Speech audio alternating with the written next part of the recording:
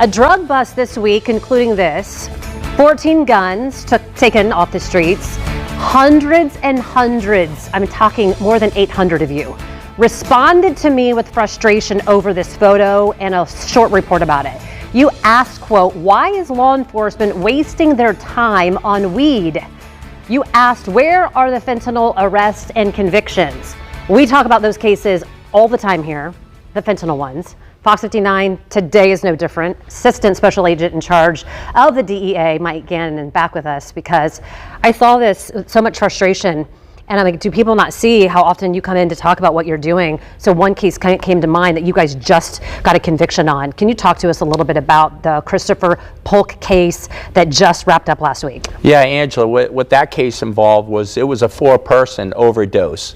So what's so scary about that, 2 people actually died and 2 people actually lived. And what people have to understand, any overdose that results in a fentanyl poisoning, it'll change the lives of so many people. Think of just the family members, friends, and anybody that knew that person that died. So it's a horrific tragedy.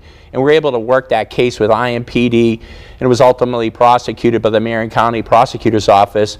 And it was an unbelievable investigation as things unfolded, and we identified Mr. Polk as the target. Even on the day we had to take him into custody, he's throwing firearms out of the car, had fentanyl, took police on a chase, rammed some cars. So just a guy with a horrible criminal history.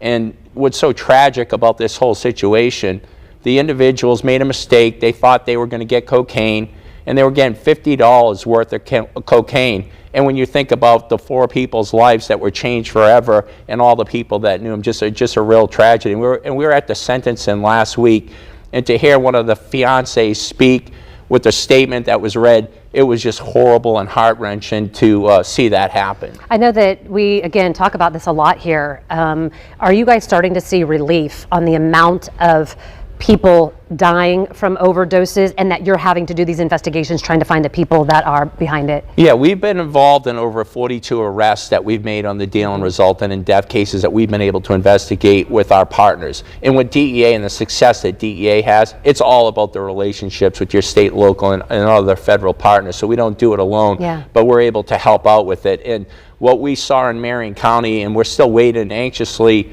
for the 2024 statistics, but it is an indication that it's going to be a downward departure again. And from 2022 to 2023, the fentanyl poisonings went from 701 to 543. So we want to keep seeing that go down, and we want to keep holding people accountable that are putting this poison into our communities and keep our community a safer and better place. The new administration just named a new DEA administrator, Derek Maltz. I think we have his photo.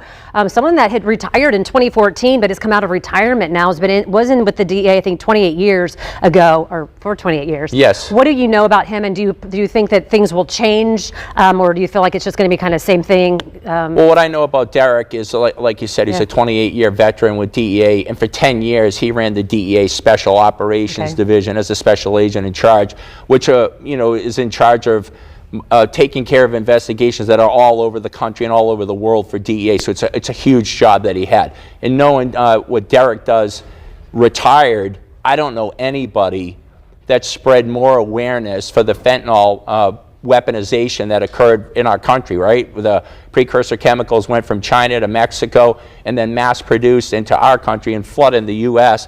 And Derek was on the forefront for that for the last 10 years. And more importantly, the coalitions he built with families to really spearhead these type of cases. So he's all over that. And he comes out quoting right away, we're going to get an army of good to take out evil. And I think it's going to be a very exciting time for DEA, and we're full speed ahead. Mike Gannon, as always, good to see you, and we'll have you come on again at some point to talk about why you think the weed of today is not what some of the people are kind of getting mad at us for reporting on, but that'll maybe be next week or next. Sure. All right, we're out of time. Yeah, it's 9:40.